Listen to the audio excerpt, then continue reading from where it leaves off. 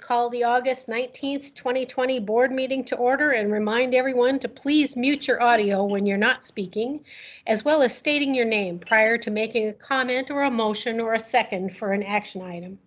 And I thank you for that. I would ask that each commissioner would please respond with "here" when I call his name. Commissioner Doan? Here.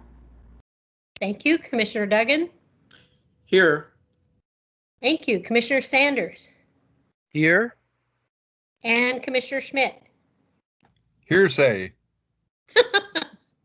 Thanks, guys. And I, too, Commissioner Bagnall, am here. Next, we will have the reports by the CEO and the management staff. Thank you. I'm going to pull up my, oh, wow, like magic. I didn't even have to do it. Okay, so go ahead and go to the next slide. So we had a little bit from the Portland Cryptosporidium results. Cryptosporidium was last detected from Portland Water Bureau's Bull Run watershed on July 5th. Additional details may be found at www.portlandoregon.gov/water/crypto results.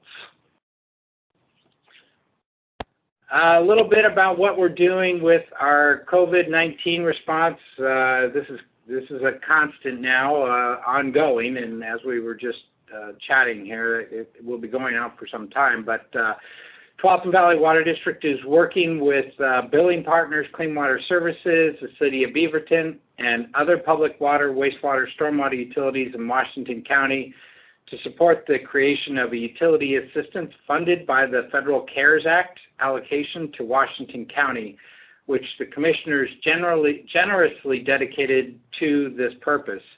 The program may be used to eliminate the balances of eligible customers billed from March 1st to December 30th, 2020.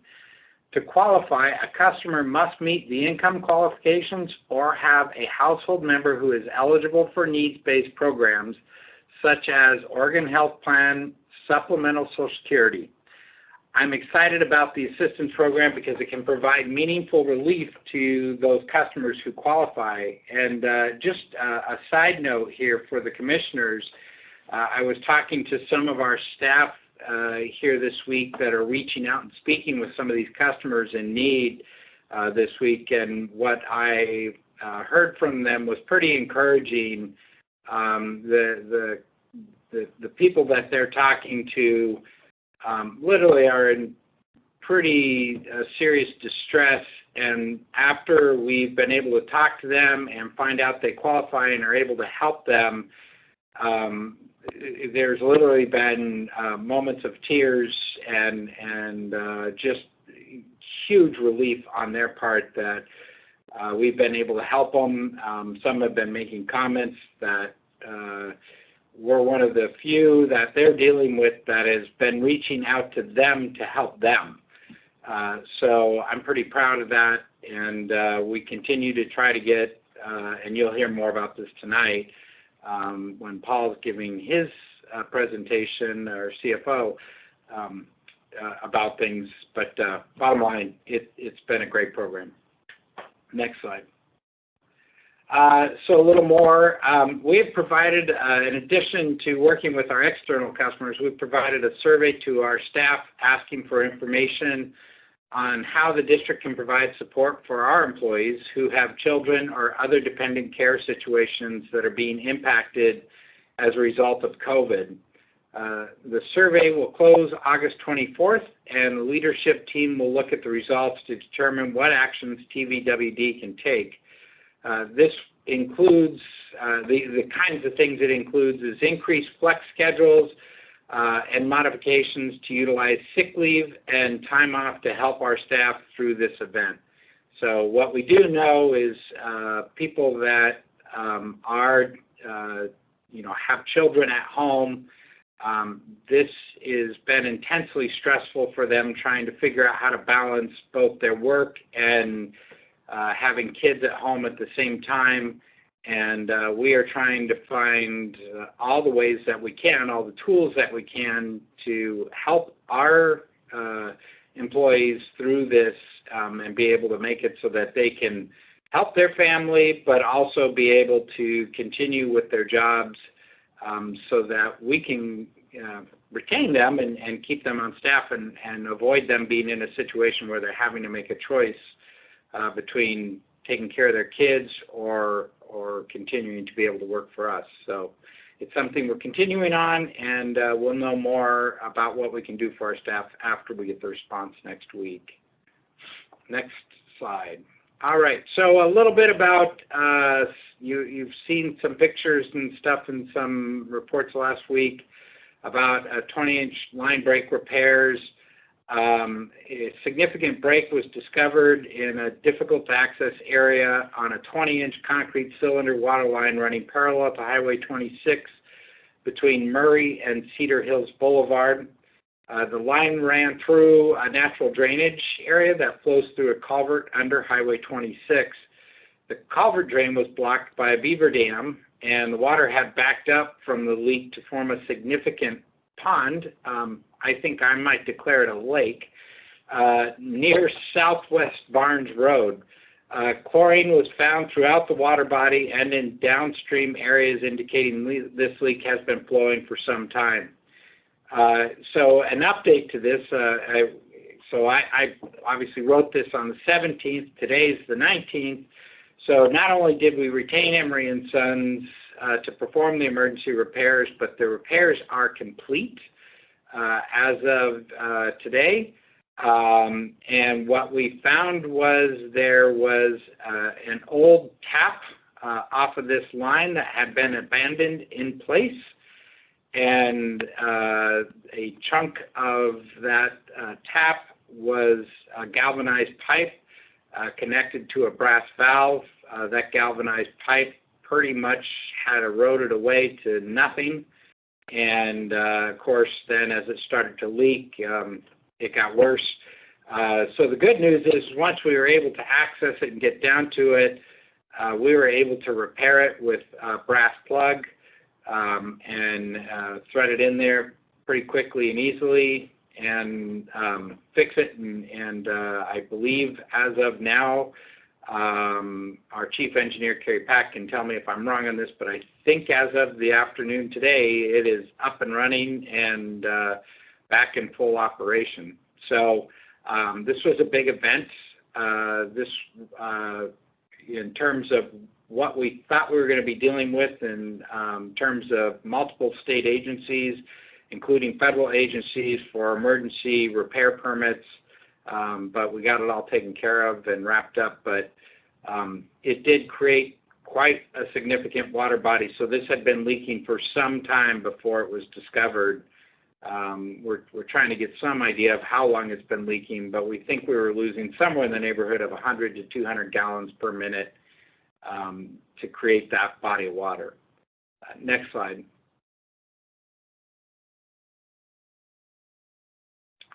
So just a little note, our pals at Clean Water Services have found the hard way that when beaver dams get moved, the beavers get right busy and bring them back. So if they've got any opportunity, they'll be back.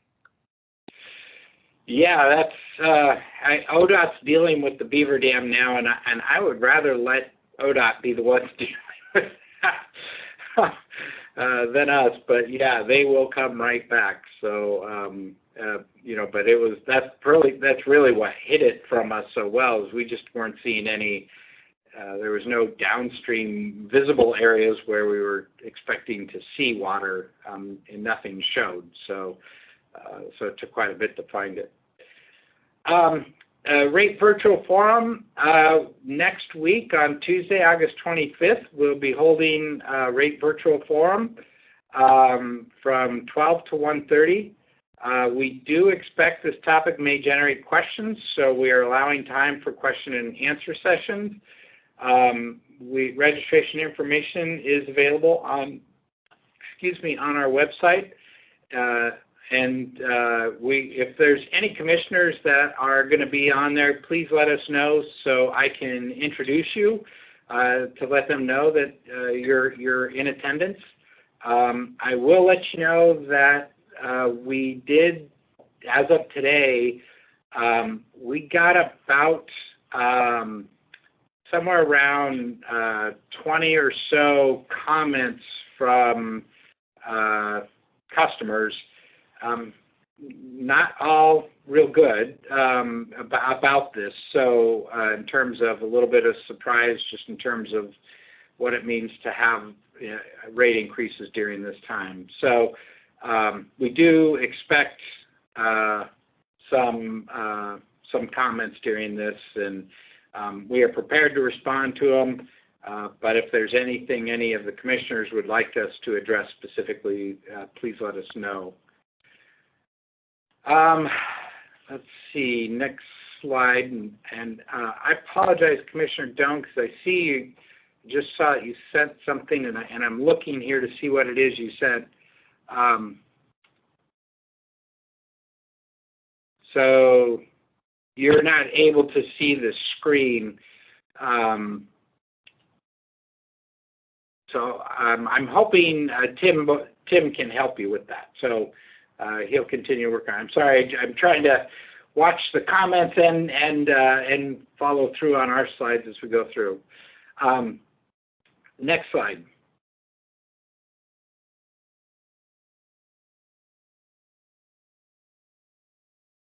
Is there a next slide? There we go. This year's annual illustrated calendar will be different because of COVID-19 prevented the usual art contest held in schools each spring. So board members are going to receive a selection of winning art from prior years and vote on their favorites for the 2021, I think we can call it the 2021 COVID calendar year. But we'll be getting that out to you so you can do that. And okay, so I'll be getting a second chance on some of my favorites that never made the cut. There you go. So with that, I believe that's my last one. I think I'm turning this over. Oh, gosh, no, I forgot about this one. Sorry. So Senator Merkley's proposed bill on water shutoffs. We have reached out to Senator Merkley's staff regarding his proposed bill suspending utility shutoffs. The senator's staff was very receptive to talking with us and proposed modifications to the bill. They were open to us making suggestions. What we have learned is that this bill is very unlikely to see the light of day with all of the other controversies that both the House and Senate are dealing with right now. Senator Merkley's staff is very aware that the bill will need modifications if it ever does move forward.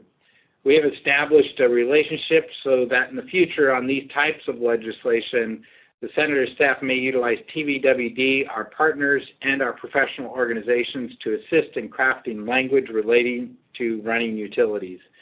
In this case, we are drafting suggested modifications to make it more clear and suggest they work with financial industry experts to develop best management practices on collection of delinquent accounts. I believe there's a meeting tomorrow with some of his staff on this.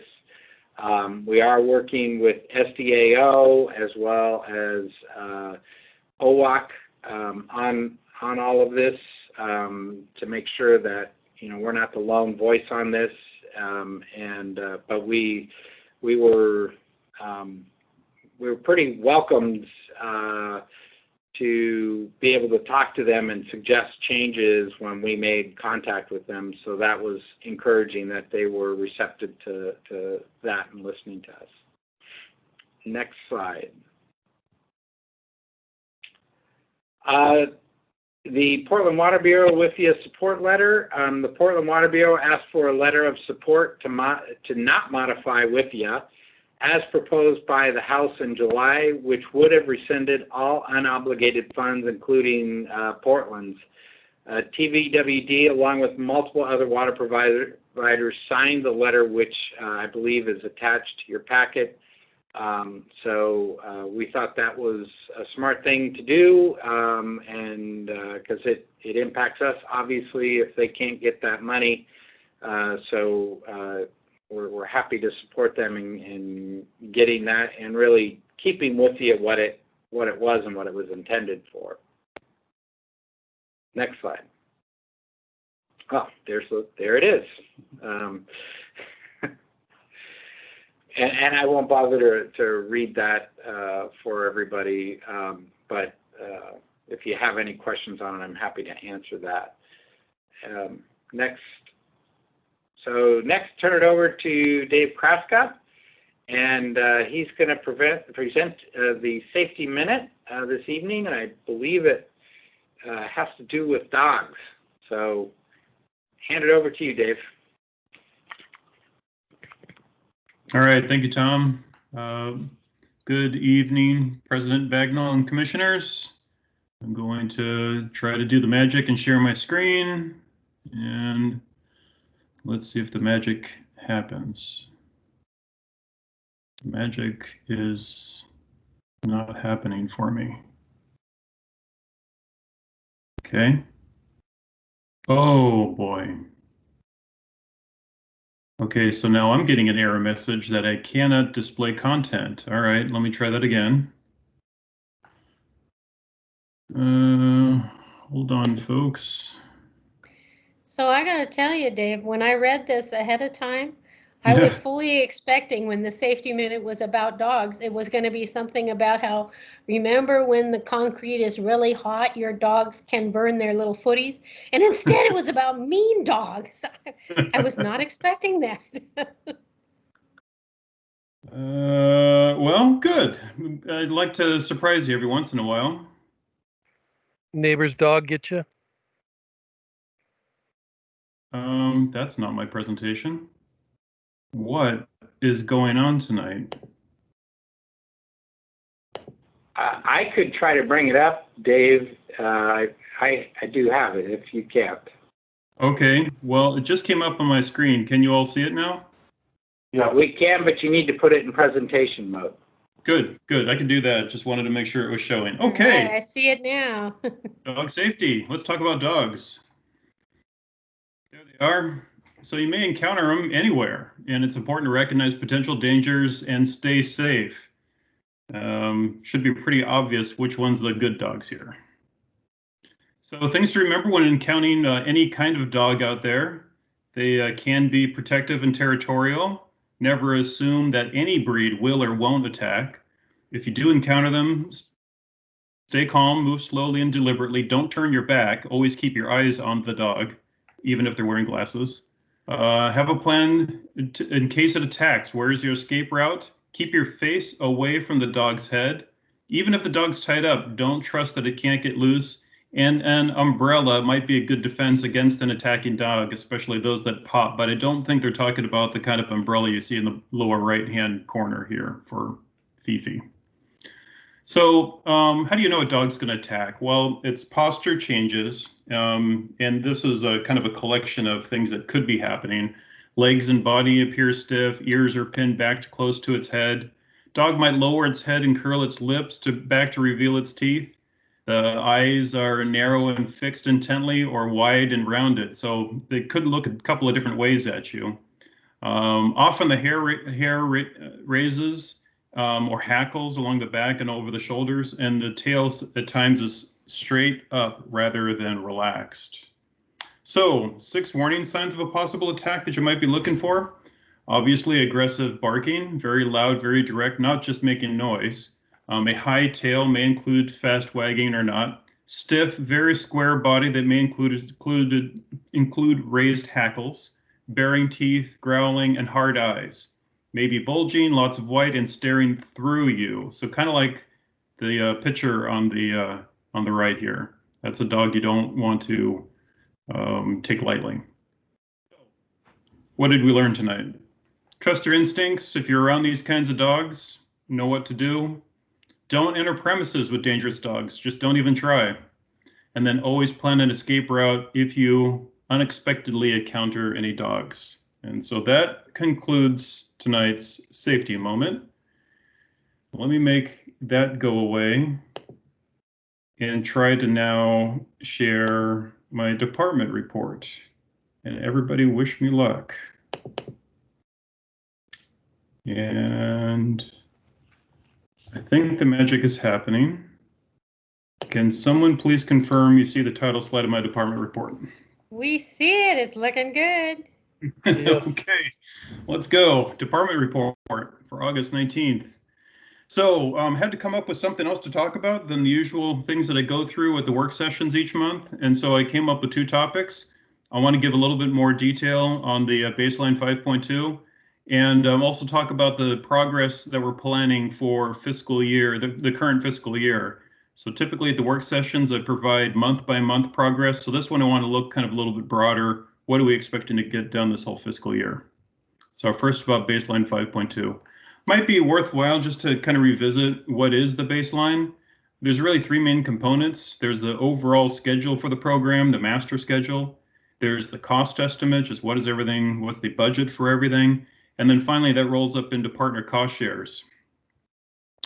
So why do we adopt a baseline and when do we do it? Well, it's required in the WWSS IGA that the board must adopt a capital improvement plan.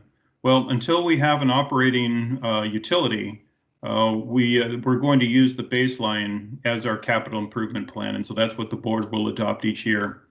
It's also per IGA Exhibit 6. It's a component of the WWSS financial procedures. It's also part of our governance in the management authority matrix. And as far as when, well, we'll update it annually and modify it inside a year if needed for any reason. How is it used? Obviously for planning and managing the work to make sure we're staying on track, for establishing fiscal year budgets and detecting potential changes or variances from those budgets. It provides input to our risk analysis and management.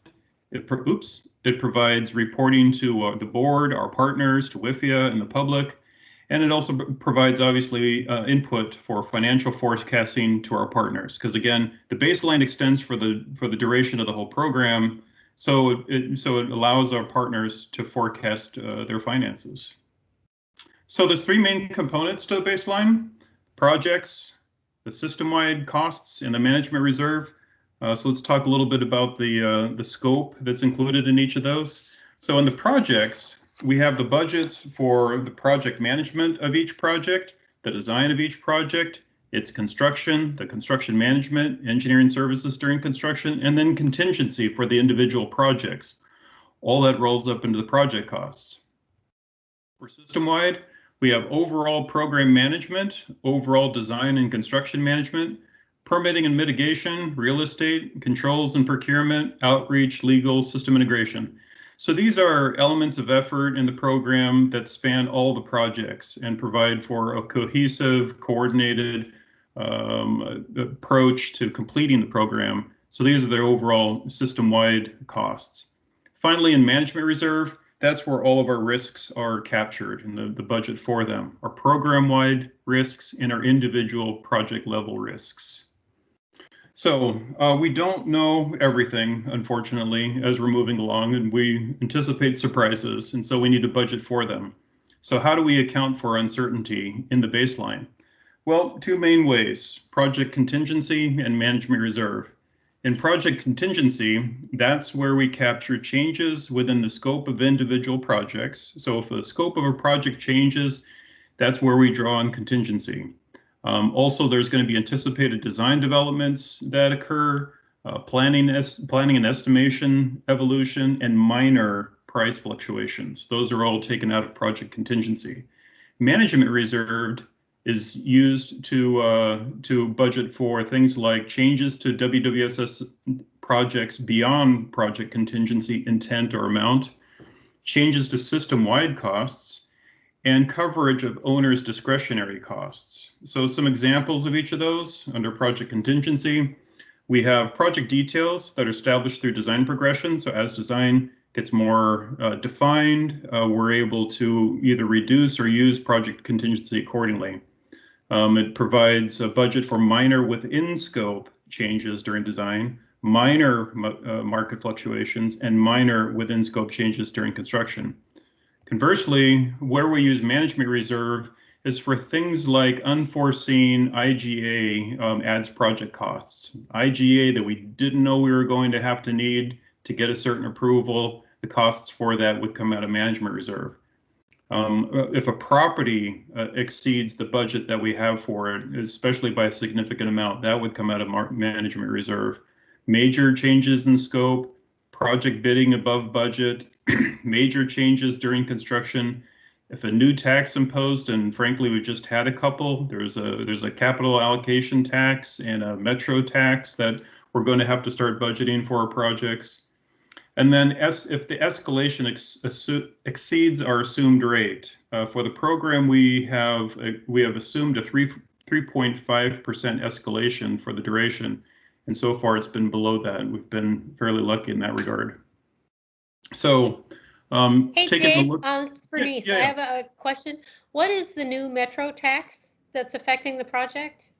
Oh, it's not affecting yet. There is a metro tax that is going to take effect January 1. And to be honest, I don't know. I think we're still trying to figure out if it's going to impact any of our budgets or any of our costs. If we're also President Bagnall trying to anticipate if any of our design consultants or contractors are going to complain about it and expect us to pay for it for them.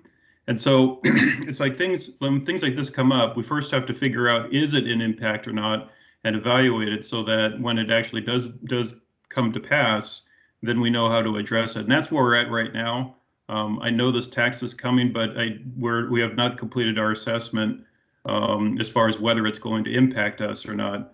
I'll invite Clark to speak at this moment if he has anything to add to that. Not a lot. First of all, I mean, the one that really started to come up on the horizon was the new statewide corporate activity tax.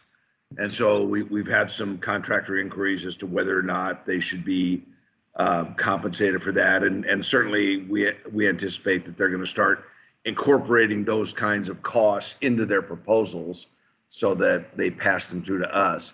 But you're right, there were a couple of business taxes that were approved by voters for Metro. I'm with you, Dave. I don't remember quite which fiscal year they're going to kick in, whether it's July 1 of this year or July 1 of next year. But the fact is that every time something like this happens, we have contractors come to us and say that this was unforeseen, unanticipated, and therefore there should be a contract adjustment so that we effectively net the same thing. And we've tried to hold the line on those things, but it's always a discussion that you have to have.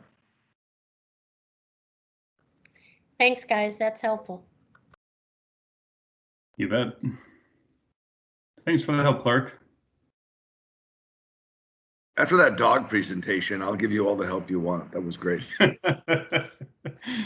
Yeah, I was really surprised with those dog pictures that those dogs actually had Raiders collars. That was shocking. I was really surprised by that. It was duly noted and appreciated. Okay, I wanted some feedback on that, so I appreciate that. All right, so baseline estimates, are they reliable? So obviously the project budgets are the biggest component of our baseline. And so I just wanted to report to you just how we're doing on that. We've bid 9 projects so far. They're all listed here. And you can see from this table how the numbers all line up. Our budget, about 153 million. The contractor's bid plus contingency is 150 million. What I mean by contractor's bid plus contingency is obviously we receive a contractor's bid for projects. Then the owner, us, retains a 10% contingency on those projects in case it's needed during the course of it. So these values here include both the contractor's bid and the contingency. And so far to date on all of our projects, we have not come anywhere near needing all of the contingencies so far. So this is actually a pretty conservative representation of how we're doing on our budgets for our projects. But if we take that just at face value, this conservative look, we're at 2% below budget, which is great. But it also have to take into account that over the past 5 years, notwithstanding the whole COVID thing, it's been a very hot contracting market. And so we've been very fortunate in terms of how the bids have worked out for us so far. It's also accounting for a raw water facility estimate that came in significantly higher than our budget. You see it's the second from the bottom there on the list at 22% above, so almost 10 million up. And there are, I can do a whole separate presentation on why that is, but it's appropriate. We're still working on that one, frankly. And so anyways, the bottom line is we're doing well in terms of how we're budgeting for our projects. So let me step kind of quickly through some history on our baseline cost estimates and how they're changing over time. So this is a simple graph that shows it. I've got a couple of clicks here to talk about a little bit of the history. Baseline 1.1 was prepared right at the end of 2015, early 2016. And that note there is that we had a percentage-based management reserve. And what that means is that we had not stood up yet our risk management process. And so we just did a percentage basis for our management reserve estimate there. It also should be noted that we had not even completed our preliminary design for the overall program. So there was still a lot of things in flux upon which we based our estimate. But nevertheless, we provided an estimate and it was just a little bit below $1.2 billion. Baseline 2.1, we made a number of significant changes. We completed our preliminary design, and part of that included moving the treatment plant from the Willamette River Water Treatment Plant site to the new site in Sherwood, which created the raw water facility project as a separate project. We found that we needed 13 new projects, which were the turnouts to connect the WWSS to the distribution systems. We negotiated a ground lease that surprised IGA with the city of Wilsonville. And at this point, we had a probability-based management reserve. So the value of the program ticked up a bit to about $1.23 billion. Baseline 3.1, the budget was kept consistent. Baseline 4.1, the significant change there, the uptick there, was the change from the PLE project, the eastern extension that kind of dragged through the city of Beaverton, to the MPE project, which is the pipeline down Shoals Ferry connecting into the Metzger facility, our Metzger service area, and up to Beaverton Hillsdale Highway. So that raised the value of the program a bit. And then finally, this last uptick here to baseline 5.2, we had the higher than expected budget for the raw water facility project, a number of project refinements, that new Oregon tax that Clark just mentioned, modified treatment plant cost risk, added City of Beaverton and City of Hillsborough ancillary projects. So overall, we break this down to the individual partners, and it looks kind of like this. So a little bit less movement on the lines. You can see the City of Hillsborough line, that one that's kind of in the middle there, it's kind of stayed pretty flat. TVWD line has gone up a little bit over time. Now, if we take out the ancillary projects, so the things that aren't really part of the program, the graph looks like this. And so it looks a little bit different. You can see the TVWD line from one end to the other is actually pretty flat. It really doesn't change that much. The overall program, separate from the ancillary projects, has gone up a little bit, just about 12% overall. That's if you go from 1.1, again, before we had preliminary design and everything, out to 5.2. If we take away 1.1, we started with 2.1, basically after we had the program defined. We've had an increase in cost or increase in budget for the program of about 5.3%. So overall, we don't want to see any increases. We want to keep it as controlled as closely as possible. But I think this performance is pretty good overall. Regarding the history on our management reserve for the overall program, it looks something like this. So again, in the baseline 1.1, we had just basically a kind of a estimate of the management reserve at about $90 million. And then over time, as we've better understood the risks associated with the program, both program-wide and individual projects, we've been able to eliminate some risks. We've been able to drop the management reserve that we're holding on to for each year. And you can see baseline 4.1, about a year and a half ago, we dropped it to about $30 million. Baseline 5.2, we agreed to increase it. One of the main increases for baseline 5.2 was to account for the higher than expected estimate that we received from our contractor, our CMGC contractor for the water treatment plant. So basically, this management reserve captures a lot of that potential risk on the treatment plant.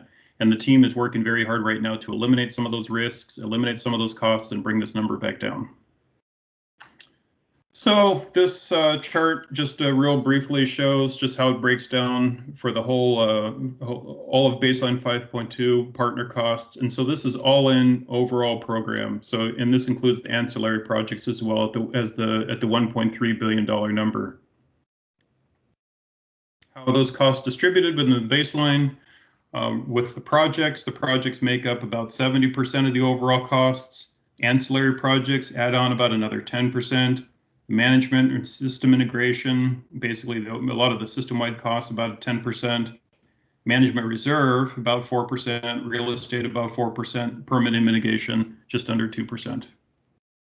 So a progress plan for next year looks like this. This is our overall system graphic showing our schedule for the overall program and all the projects. It's really hard to read, and I apologize for that, but up at the top, it's 2020 and 2021. We take the slice out of there for the current fiscal year, and basically that shaded area in that color there highlights all of the work that's going to happen this year. It looks something like this as far as the work that we have planned for this coming fiscal year. Obviously, we'll be implementing the IGA, the WIFIA compliance program, safety programs, communications and outreach to enable us to continue to move forward with the overall program. A lot of acquisitions still to occur on the real estate. This is going to be a very busy year for real estate acquisitions, and we'll finally be winding up a lot of the real estate acquisitions this year. A lot of permits and land use approvals. Still a lot of design work on 11 projects, moving a lot more construction projects forward, 13 of them. And then some planning and preparing for the future, including our water supply integration, commissioning and startup, and our operations planning. So you probably have remember this graphic. This is one that I show to you each month during the work sessions. And the darker shaded green is the completed work. The lighter shaded green is the active work. And so what the diamonds are on this graph is where I expect we will be about a year from now. So at the end of the current fiscal year, you'll see that basically all of the diamonds have moved substantially to the right. And if you squint a little bit and look at it, you'll come to the realization that we will be almost completely out of the design business by the end of the fiscal year. So that's actually really pretty exciting that we'll continue to move forward, we continue working on this, and actually we might actually finish all the work that we're doing. It's going to be a very busy year, but it's going to be very exciting to see it through. And that's it for my presentation. I'd be glad to take any questions. Questions from board members? Thank you, Dave. Thank you, Dave. That was amazing. It's amazing that by the end of next fiscal year, you'll be done with design. That's really cool. Yeah. I know. It's like this thing is really happening. Until you tell me to stop, we're going to keep trying to get it done. Cool. In about 6 years, you can stop. Okay. Thank you. Okay. Is there anything else from the CEO on the reports? None, other than I just wanted to, point out that one of the graphs that Dave Kraska showed was really remarkable. And over the period of this project, that the cost controls have kept where they at without, the typical escalation you would see on a project of this scale. I just find that remarkable. And I really think that's in large part due to the team that's working on this, working with really good estimates from the beginning and just doing a great job of cost control. So I just wanted to point that out. But other than that, I'm done.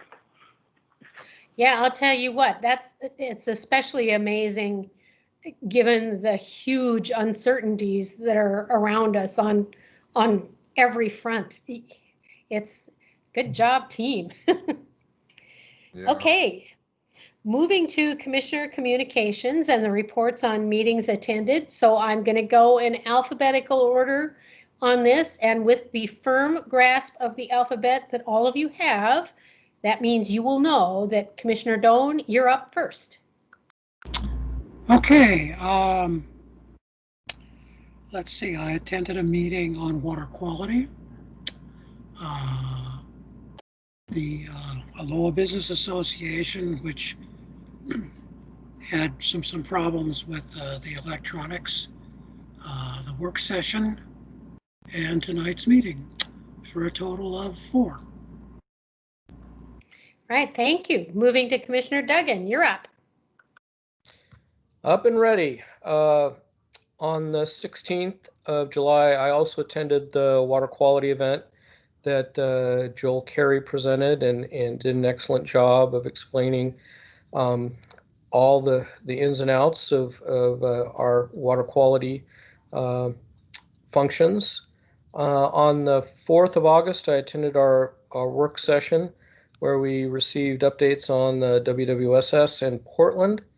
On August 6th, I attended the WWSS meeting where we had our executive session and regular meeting.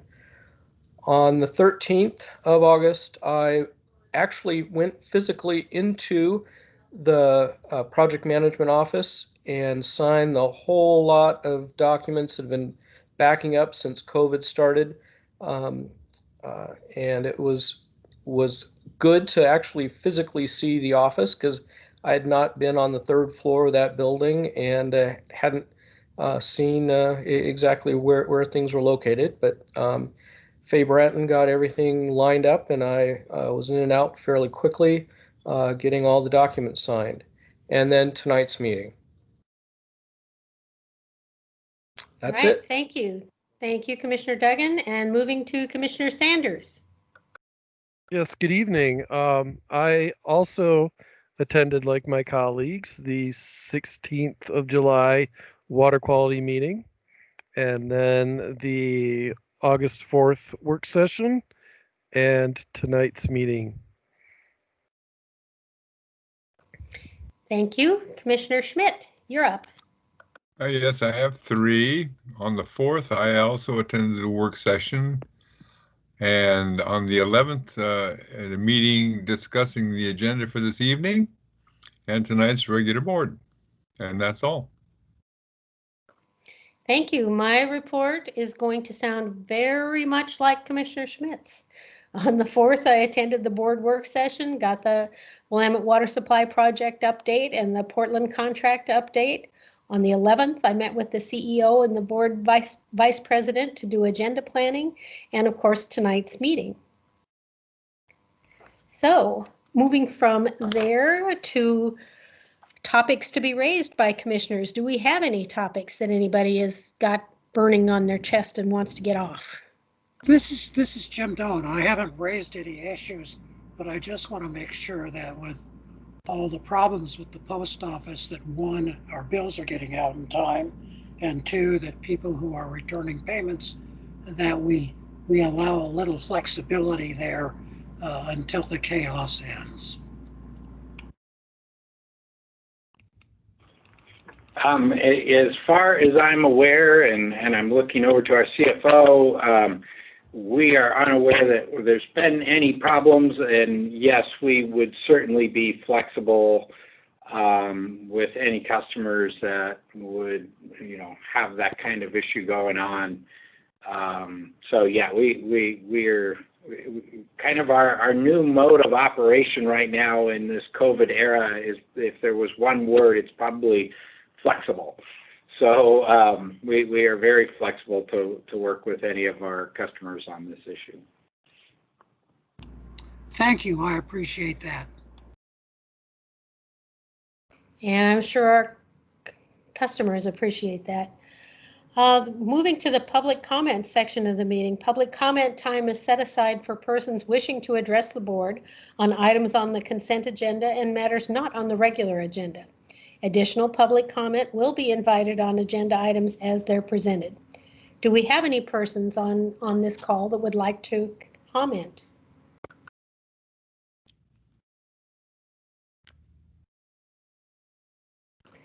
Hearing none, I will move to the consent agenda. Consent agenda items are considered to be routine and may be enacted in one motion without separate discussion. Any board member may request that an item be removed by motion for discussion and separate action, and any items requested to be removed from the consent agenda for separate discussion will be considered immediately after the board has approved those items which do not require a separate discussion.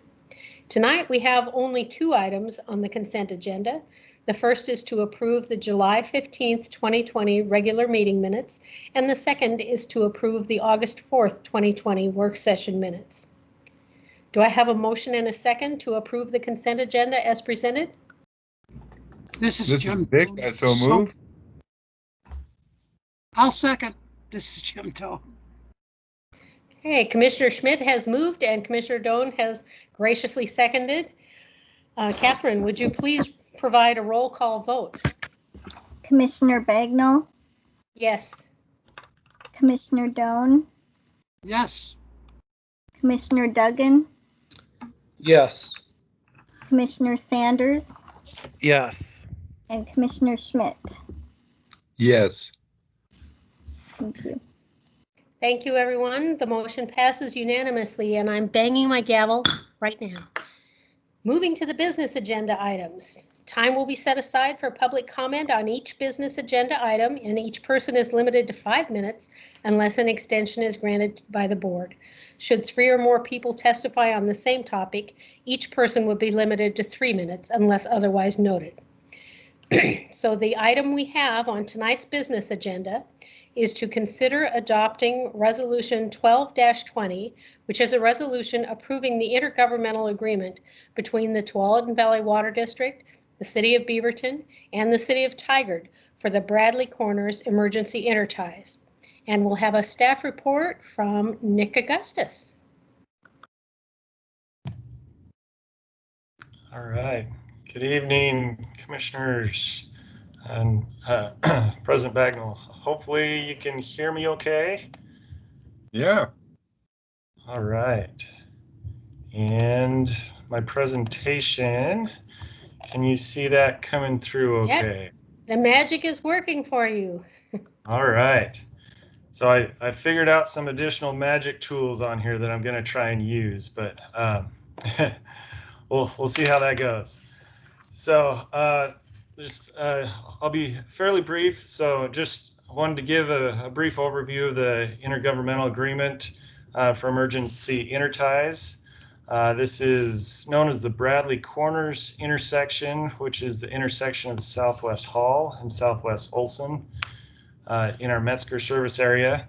I'll go through a few words here and then I'll skip to pictures. So this corner of the world, we have there's an existing 24-inch Portland water line that serves TVWD. It was also built to provide an emergency connection to the City of Tigard of approximately 6 million gallons per day. And City of Beaverton also had an emergency allowance as part of that line of 3.65 MGD, but they did not have, and still don't to this point, have a connection to that line. Emergency connections are desired at this location to be maintained before and after 2026, where we will have the Willamette water supply will be serving the Metzger area at this point, and then that will provide our Metzger service area future service. So with that, I'll skip over to the drawing here, and can everybody see the laser pointer? Yes. Hopefully. All right. Yep, I see it wiggling about. Very Okay, clear. great. It's working. The magic is happening. So this is a little bit of a sketch on what's going on here. So the future, the line I'm pointing out right here, this is the future Metzger Pipeline East, or MPE1, which will deliver water from the Willamette to, if you follow it north, that'll continue on to the Wolf Creek service area of the district, or right here at Hall Boulevard, it will connect over into TVWD's 426 pressure zone. The existing Portland water line runs along Olson Road up to Multnomah Boulevard and runs into the Portland system there. And so that's the existing 24-inch. And let me skip forward here. So this is what it looks like today. So the Portland feed comes down to Bradley Corners, and there is an emergency, there's an intertie to City of Tigard. We also can take, and we are taking water from there to help keep their line refreshed into our 426 zone. And then the thought for Beaverton was they wanted to be able to maintain this connection or ability to have that emergency intertie in the future. So future, we'll have the Willamette online that will provide water through MPE flowing north and then flowing east, which will drop into our 426 pressure zone. But also, and I believe it's on next month's agenda to talk through the transfer of this Portland water line from Portland to TVWD, but we would be able to flow through that line in reverse flow back up to our Garden Home Reservoir. And the benefit to that is we would be able to continuously push water into that tank and keep the water age low in that area of Metzger. And then also, we would be able to provide some emergency supply through this MPE1 to the City Of Tigard. Or, and some of these options are what this IGA is about. We're looking at evaluating these various options. So let me back up. So will it be possible for us to serve City of Tigard? And in reverse, can City of Tigard provide emergency water to City of Beaverton, or us as well? So it's really an important area of the world, area of the local region to be able to provide emergency supplies during various conditions. And this is the final one, from Willamette to our system, potentially over to Beaverton and to Tigard in emergency scenarios. So let me turn the laser pointer off. So this IGA, the impact to TVWD is we've approached Portland about the ownership change from moving their 24-inch over to TVWD, and they want us to continue to work collaboratively with our neighbors and be true to the intent of the 1970s era agreements in order to provide emergency water to various partners. So we are in a unique place to be able to do that. And in addition to that, the Portland water line will help reduce water age in the Garden Home Reservoir in the future. So that we see that as a major benefit. Also, as we're trying to develop our plans for MPE, we need a PRV station to be able to control flow from the Willamette, and the spot, I guess the best spot for that is at the corner of Hall and Greenberg. And with this arrangement with the emergency interties, Beaverton will be able to help us achieve a favorable interpretation of their land use code for placing the facility there. A couple of details on the IGA. Murray Smith is going to be helping us out with the evaluation of the Bradley Corner piping and looking at various scenarios between the partners. They'll be developing a sub-regional model, which will look at the hydraulic grade line of the various sources and be able to determine what types of emergency flows we'll be able to get out of these connections, and help us determine a size, frankly, for our water line connection to that 24-inch. The important part of this is we do not want to delay the schedule for MPE1.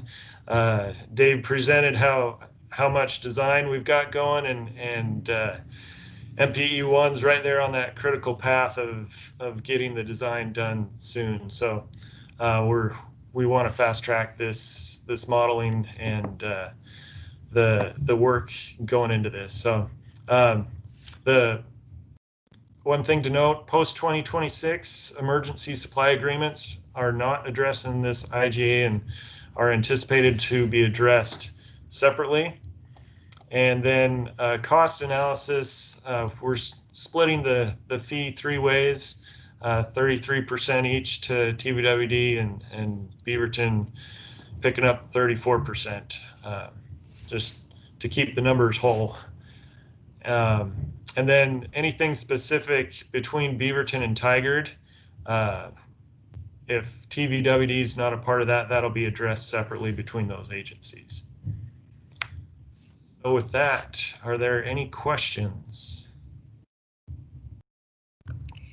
I'd just like to say thank you, Nick, and that I really appreciate this regional cooperative approach. And also, I'm glad we're not going to have any of that stinking old water.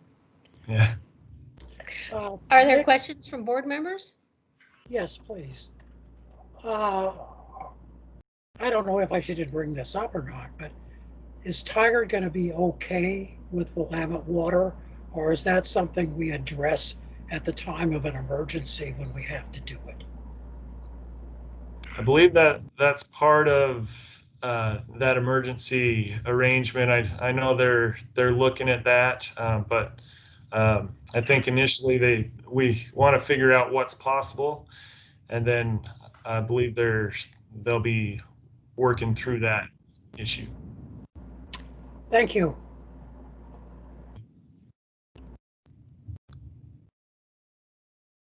Other questions?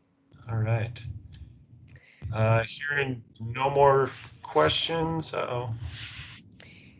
Yeah, hearing no more, do I have a motion and a second to adopt Resolution 12-20, which is a resolution approving the intergovernmental agreement between the Tualatin Valley Water District, the City of Beaverton, and the City of Tigard for the Bradley Corners emergency interties? This is Todd, and I move that we adopt the resolution 12-20.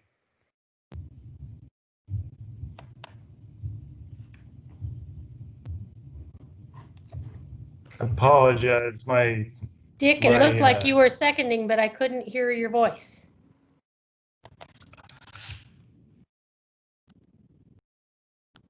I'm sorry, I was muted. I second that.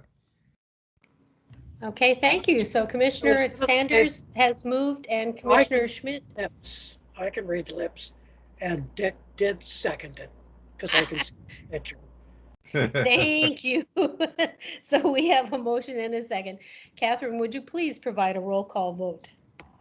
Commissioner Bagnall, Yes. Commissioner Doan, Yes. Commissioner Duggan, Yes. Commissioner Sanders, Yes. and Commissioner Schmidt.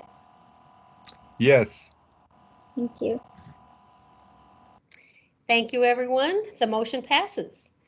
Moving to informational presentations, we will have an update on the district's financial performance and the staff report by CFO Paul Matthews. Good evening, President Bagnall and commissioners. First of all, I'm sorry that we're going to put you through this yet again. Another month has gone by and you get a presentation on the district's financial performance because of COVID-19.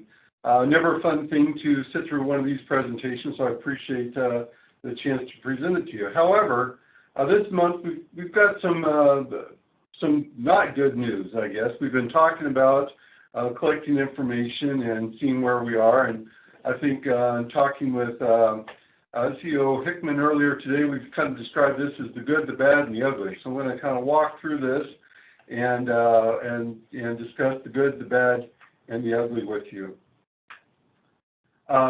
We'll follow pretty much the same format that I've done in past months. So I'll talk about the economy. I'm going to, last month you might recall, I took you through the national economy, spent a lot of time on that. So now I'm going to keep that a little bit shorter, and then we're going to jump into the financial performance for the district itself, and then I'm going to share a little bit of news that we have on WIFIA. On the economic front, what I've presented here is the unemployment rate, both here for the state of Oregon, for the Portland metropolitan region, as well as for Washington County. And you can see that the unemployment rate has dropped. In fact, it has dropped fairly well over time, but still we have concerns. If you compare to where we were pre-pandemic, we have quite a few customers that are out of work. Having said that, though, we're not seeing 10% of our customers unable to pay their water bills, even though we are seeing about 10% unemployment here in Washington County. So that may be considered part of the good news. We see this unemployment, though, as a leading indicator as to what could happen in the future. Frankly, some of the things we talked about in prior months, some of the transfer payments that were helping customers have ceased to exist at the end of last month. There are some other plans to put some help in place, but that isn't there yet. But still, the labor market is slack. Households still have relatively large amount of money relatively to pay their bills, but that doesn't mean that everybody has that capability. One of the things that we have that is good news is something that Tom talked about earlier, which is there has been funding through the county. The county's given a $3 million grant to Community Action to help water, wastewater, and surface water management customers in Washington County pay their water, sewer, and stormwater bills. So we're working very carefully to get those customers having problems paying their bills, to get those arrearages resolved with that money. That grant is good through the end of, through December 30th of this year. Moving into the district's financial performance, and this is really the ugly part. July revenue. We're experiencing a revenue problem that we haven't seen before. We were concerned about it coming up. We've been looking at collections, but frankly, revenue in this month has been abysmal. Water sales in July are about 80% of the budget that we had expected, about $980,000 less than what we had July of last year. And that's even notwithstanding a 3.6% effective rate increase that should have caused that number to be higher. Commercial and irrigation class is down about a third from last year's actuals. So again, 3.6% rate increase. But for commercial, we're down about $335,000. For the irrigation, we're down about $298,000. To me, that's about $300,000 a piece, give or take. So we're talking about 2/3 of our revenue coming in, revenue shortfall, almost 2/3 of it coming from those two classes alone. Single-family residential is down about 14%, but because the size of that class is so large, that accounts to about $430,000 worth of money. Given this, and given what I said earlier about the CARES Act, collections are really right now less of a concern. We're going to push hard to get those collections cleaned up by referring our customers to Community Action. But really, the implication of this revenue shortfall is on our capital expenditures. So the plan that we have, our financial plans, you're probably well aware of, is that our operating revenues are going to be much higher than our operating expenses. And that difference, that what we would describe as free cash flow, is what we leverage to pay for the water supply program as well as our other in-district CIP. So when we have reductions in our water sales and our revenue that we're experiencing right now, it has a leveraged effect on our capital expenditures. And that's the ugly part of this phenomenon we're talking about. So we're taking this very seriously. You might remember in prior months, I was describing a situation that we're watching carefully. We were watching for this kind of an outcome, and now we need to take corrective actions. I do want to point out that what our daily water sales have been, and we looked at these numbers, and we thought this might be relatively good news. What's presented on this chart, and you've seen it in prior months, is the daily average demand by month, and we do now have July in the bag, and then the 5-year average that we have of demands. If we look just at the demands that we have in this period of time, you might see that, well, this number looks, this year looks better than prior years. But again, we are seeing that revenue shortfall. The other thing that we were concerned about was the leak that Tom talked about earlier.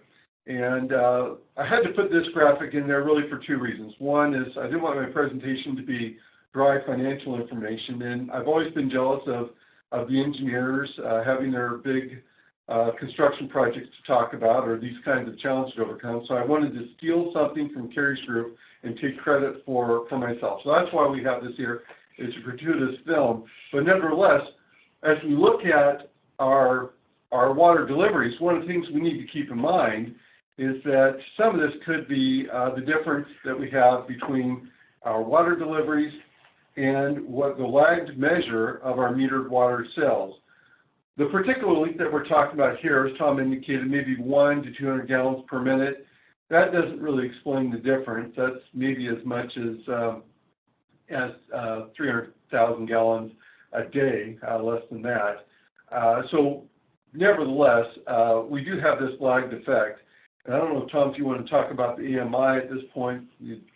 Well, yeah, so this is one of those things where we're in need of much better real-time data than what we currently have as we start seeing these shortfalls in revenue. And so, obviously now is not the time, but at a future date, probably when we're going through the budgeting cycle, we may want to be considering looking at implementing some type of AMI program, and that stands for Automated Meter Information. That would allow us to get more real-time actual sales data information, which gives us much better financial lenses to see what's happening real time. So we're obviously way too early to have much of a discussion about that, but this is one of those things that shows the disconnect between what we're putting into the system versus what we actually sell and where we make our money. And so we are finding that we're in need of having a higher resolution of data and information regarding what we're actually selling, not just what we're putting into the system.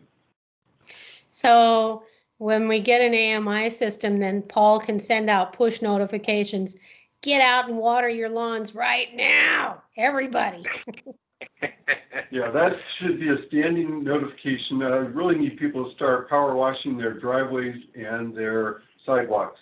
As well as their neighbors' driveways and sidewalks. Absolutely. I will say the other thing, that, and Paul's going to talk more about this in a moment, but one of the things when we look at this graphic here in the corner of water demand, with the fact that we've hit triple-digit heat here, and historically that we hit peaks that were well in excess of 40 MGD, that's also a little bit concerning to us to see that much drop-off when we would expect to see that you would be near your max day demand at when you're hitting those super high temperatures, and we're just not seeing the system respond that way. In fact, I've looked at the numbers so far this year. We've not hit 40 MGD yet. Got close, but we haven't hit it. And then the other thing that we've shown in the past is the residential per capita demand. And the way we calculate this is we look at the demand for our residential classes, single-family residential and the multifamily, divided by the population. And that gives us a gallons per capita per day. So slightly different measures. Some organizations will include commercial and industrial water in there, but we're looking at the residential demand itself. You can see, again, that it's peaked up a bit. But keep in mind, this is still based on production data. This isn't based on billed water demand because there's a 2-month lag before we get that information. So there is an uptick. The uptick is not that significant if we look at it at a different scale, and we really don't know what to make from that information right now. So forecasting, the challenge that we have, you saw this graphic last month with one exception. I've added to the top of this the potential changes in non-revenue water, and I did that as we discovered this leak. But as Tom indicated, there's a real difference between our production numbers and water sales. And as we talk about the bi-monthly billing cycle, that's really what delays us in trying to connect that information in a more timely manner. But the challenges are the same as they were in prior months. However, I did want to highlight this potential changes in non-revenue water could be explaining some of our higher deliveries. So what are we seeing? Residential demand, it's lagging more than in June and more than prior years. I indicated that we're about 14% below what we were prior year, and we should be 3.6% higher if everything had been the same. Keep in mind, last year was a poor year. So we were assuming that it wouldn't get worse, given that last year was a difficult year for us. Commercial, we've confirmed it's a trend that's downward. This clearly is an ugly trend, and we're selling about 2/3 of the amount of water to this class that we did last July. For our production, they're strong, but they're a small part. That's our larger customers that are using water for production purposes. They're about 110% of what they were last July. It's about a $39,000 push, but again, that's not a lot of money when we're $300,000-$400,000 off with the other customer classes. And irrigation is again flat. This is July should have been a month where we started to see more irrigation demand. Keep in mind that the bills we would issue in July would be for demand that's in May, June, and July, depending on the customer itself. And to see a reduction by 1/3 over prior year is disturbing.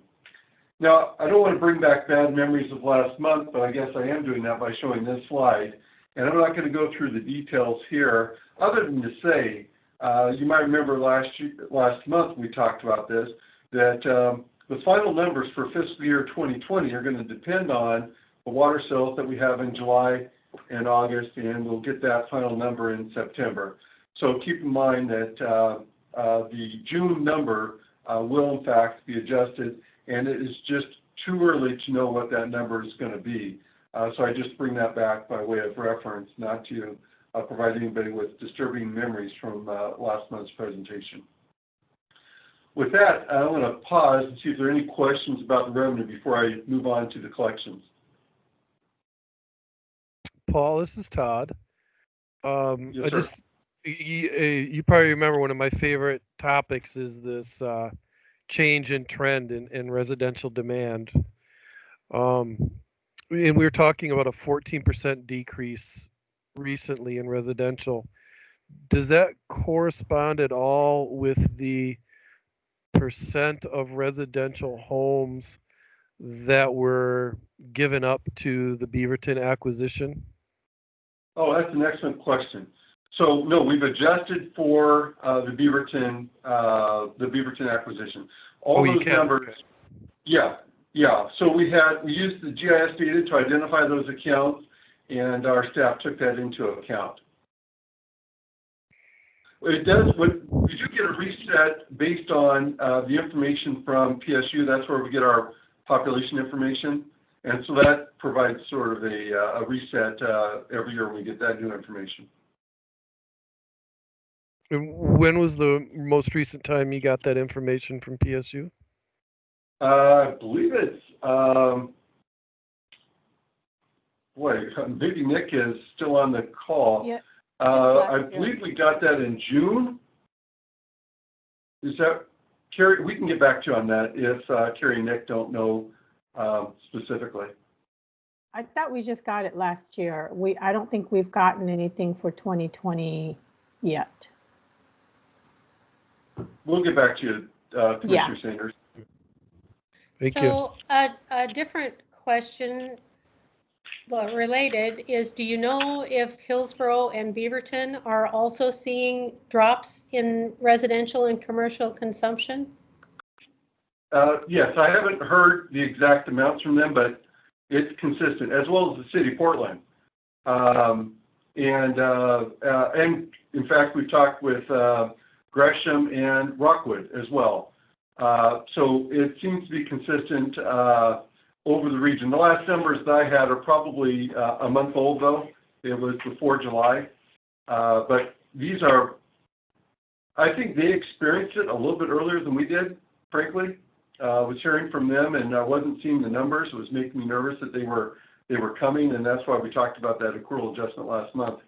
But this is very consistent with what others are seeing.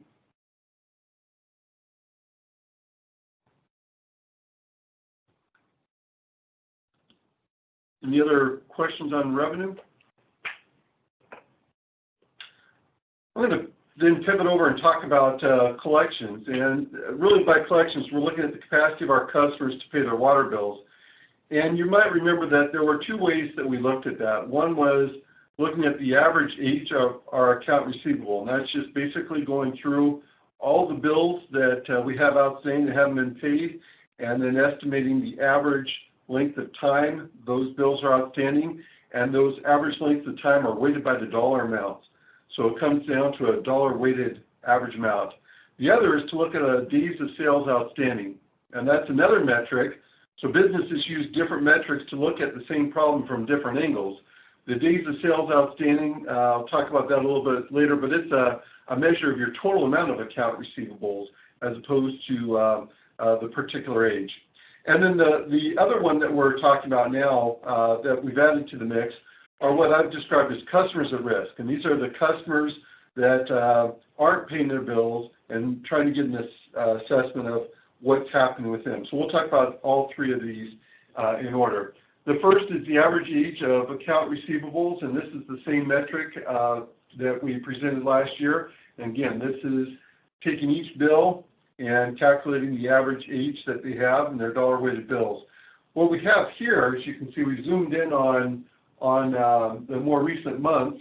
You can see that prior to COVID-19, the 2020 year was higher than 2019, and it was fluctuating at 2.5 to 3 days. And we saw an uptick in March, and then we saw an uptick in April, and now you can see that that has expanded to about 6.3 days. This is in part a function of our policy of not turning off customers who have not paid their bill. But as you can see from the graphic, the gap is widening, and that, of course, is indicating customers slowing down their payments to the district. The other metric, and then I'll zoom out, and you've seen this as well with the scale from 0 to 30. The other metric that we talked about are the days of sales outstanding. This is the total value of our account receivables divided by the average sales times 365. So it puts it into how many days of revenue do we have outstanding on customer bills. This changes as the revenue changes. And this month, the information that we have is frankly less insightful. You can see that it appears that the trend is closing. Let's zoom in on that. And what you're really seeing here is the effect of the numerator versus the denominator. And so from this perspective, this metric this month isn't as important or informative as the average age of our AR. That's why we look at it from both perspectives, because we want to see what information we can glean from both perspectives. Here it is zoomed out. Now I'm going to shift over and talk about our customers that are at risk. And we've looked at those customers that we would normally have shut off their water if they are at the point where they haven't paid their bill. And as you can see, that number is going to fluctuate. It was as high as 1,771. It's now down at 1,469 customers as of July 30 that are in that mode. The other one we're looking at is the dollar amount of the receivables for those customers. I need to apologize. The slide that I included in the presentation that was emailed out to you, I grabbed the wrong one. This has just the water account receivables in it. So we're about $350,000 right now. Was as high as $365,000.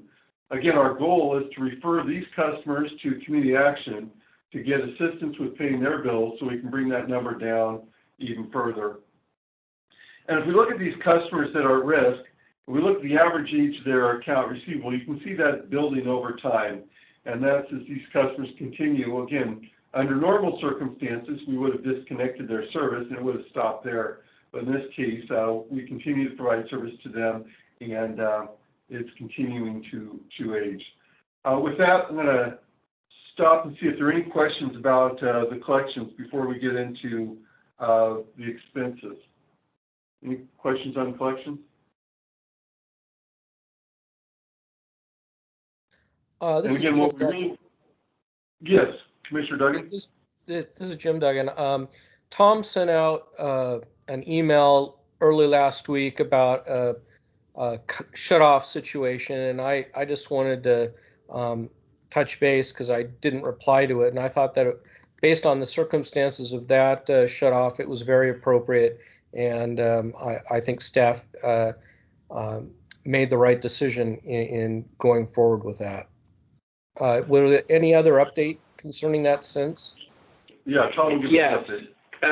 So we were pretty aggressive in reaching out to them before we were very close, ready to actually pull the meter. And I think it was this week. It was. I've already lost track of time. It was Monday. It was Monday. He was standing in front of our office before we ever opened, and cash in hand to not to get current. He didn't have enough to get current, but he got enough that he made a substantial dent, and then agreed to a payment plan to get himself current. What we learned within an hour or so after that, we found out that he qualified for the CARES money. So we believe we're going to be able to get him almost completely current, except with the exception of about $150 to help him out with that money. So, but it got to that point, that we had to push pretty hard to get him so he would reach out and talk to us. Good to hear. Thank you. Moving on to expenses, obviously we're monitoring our COVID-19 expenses, and many of those were already budgeted expenses for personnel and so forth. But we're also, given the revenue situation, taking active measures to manage all of our operating expenses. And I said that this was going to be about the good, the bad, and the ugly. Well, this is the good. That our expenses are, as you probably have been monitoring, we are below what our budget amount is by about $10 million so far in the biennium. And we're being very careful and judicious in managing our expenditures. We are keeping vacancies open that can stay open. We are obviously managing our travel and our training expenses very carefully, and managing all our expenses. We recognize the situation that we're in, And so we have good news on the operating expenditures. But I don't want to give the wrong impression here. It's important for us to manage our expenses, and we'll continue to do that. But this alone won't solve our revenue problem because, again, our financial plan was never to spend our entire budget. Our financial plan assumes that there would be that free cash flow, that we fund our capital expenditure, and we fund future debt service, and we would have coverage of our future debt service based on having operating revenues that far exceeded our operating expenses. So although it's very important that we manage our operating expenditures, and we will do that, of course, it doesn't solve our problems entirely, and that we need to make sure that we also manage the revenue side, which is very important. Having said that, every dollar matters, and right now, given where we are, we need to manage every dollar very carefully. One of the things that we are doing, you might recall that we qualified for CARES Act reimbursement. And we talked about the CARES Act as it relates to customer assistance. That's a different program. So the county got CARES Act dollars. It gave a grant to Community Action of $3 million to help customers pay their bills. This was, again, out of the same CARES money that went to the county. They put together a grant program for cities and special districts to help cover some of their COVID-19 related costs. We put in our request and our grant. We were provided a grant of $236,000. We have submitted our first request of just under $100,000 to offset some of our COVID-related expenses. So we're managing that carefully as well to try to keep our expenses as much in line as possible. So I'm going to pause here to see if there are any questions on the expenses before I move on. Seeing none. Now I'm going to move on to some good news, which I think you all are very familiar with, and that is on WIFIA. So we've been working to re-execute our WIFIA loan. The first step of that actually was to amend the WIFIA loan. We wanted to rearrange when we took our WIFIA dollars, and it's tied to the federal fiscal years. We wanted to accomplish two things. First of all, there's some technical adjustments that we can actually lower our interest rate by recognizing that we weren't going to take the money immediately. So we want to get the benefit of that lower interest rate when we go to the re-execution. The second part, though, was that we'd like to get some of the money that was slated for 2026, 2025, and 2024 and use that in 2022 and 2023 to cover some of the larger capital outlays. Doesn't mean we have to take the money at that time, but it gives us the flexibility so we can manage our revenue bond debt and our interest that we might have on revenue bonds more effectively. So first step was to get that, and they accepted our amendment, and it is now in effect for our current WIFIA loan. The other thing is just yesterday we got a second draft of the WIFIA loan agreement. I've gone through it, sent copies to bond counsel and to general counsel, and we're working on that. We have a meeting on Friday to get our final comments back to the EPA. Not looking at it from a legal sense because I'm not a legal expert. That's Clark and Golden Mercer have that covered for us. But I think it looked pretty clean to me from the things that we're being asked to do. So I'm hopeful that we'll be able to re-execute fairly easily. One point, though, is the EPA's counsel forecast the closing date based on the work that they have to do as September this year. The other bit of good news is that the OMB has, one of the steps is OMB had to approve this, and I got notified today that that approval is actually officially complete. So we're in good shape on the WIFIA re-execution. You know, I love to talk about interest rates. I looked at it. This is an updated slide from the one I sent out yesterday. I was able to get today's interest rate, and if we were able to close today, we would be closing at a 1.28% interest rate. What we are using in our financial planning is a realistic planning assumption of 1.4%. So could the interest rates go up by 12 basis points? Sure. They fluctuate 4 or 5 basis points in a day, depending on what's going on globally as well as in the U.S. markets. So with that, I will just kind of summarize things here. The good things, good, bad, ugly. The good things is our expenditures are under control. Looks like we have the ability to use the CARES Act dollars for our to help our customers become current on their bills. And of course, I'm real happy about the WIFIA. The bad, we have data that we just, the granularity and the timing of our data is off, and it's oftentimes difficult for us to have clarity on what we're doing. And I'm going to say the ugly is the revenue from July, especially the revenue for our commercial irrigation customers would classify as ugly. With that, any questions? I'd be more than happy to answer. We have questions from board members? Thank you, Paul. I especially liked the WIFIA update. That is really good news, and I'm thrilled that you're staying on top of that so well. Thank you. Well, I don't hear questions, and there's nothing else on the agenda. So given that, it's gavel banging time, and we are adjourned. Good night, everybody.